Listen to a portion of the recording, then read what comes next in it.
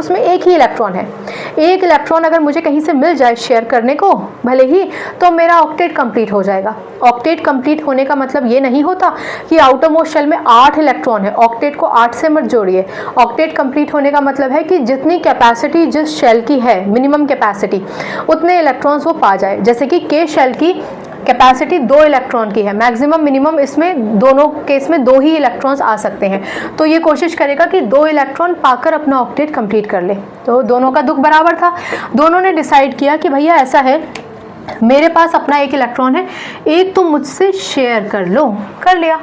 Hydrogen कहता है भैया मेरे पास भी तो एक ही इलेक्ट्रॉन है, तुम भी अपना एक इलेक्ट्रॉन मुझसे शेयर कर लो। दोनों ने इलेक्ट्रॉन्स शेयर कर लिए। हमेशा याद रखिए जब 2 इलेक्ट्रॉन शेयर होते हैं तो एक बॉन्ड आता है, या फिर आप ये याद रखिए कि क्योंकि 2 इलेक्ट्रॉन शेयर हुए थे इसलिए इन दोनों के बीच में एक बॉन्ड बन जाता है। ये बॉन्ड कहलाया जाता है कोवेलेंट बॉन्ड, ठीक है ना। कोवेलेंट बॉन्ड, कोवेलेंट बॉन्ड कौन होते हैं? वो बॉन्ड जो शेयरिंग ऑफ इलेक्ट्रॉन से बनते हैं उनको कोवेलेंट बॉन्ड कहते हैं।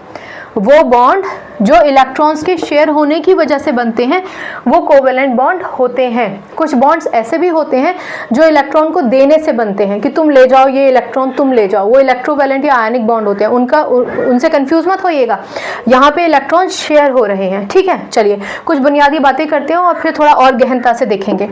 अगर आपसे पूछा जाए कि हाइड्रोजन मॉलिक्यूल में कितने बॉन्ड हैं तो आप कहेंगे सिंगल, ओनली 1, एक ही बॉन्ड तो है ना, ओनली 1। अगर आपसे पूछा जाए हाइड्रोजन मॉलिक्यूल में कौन सा बॉन्ड है तो आप कहेंगे कोवेलेंट बॉन्ड।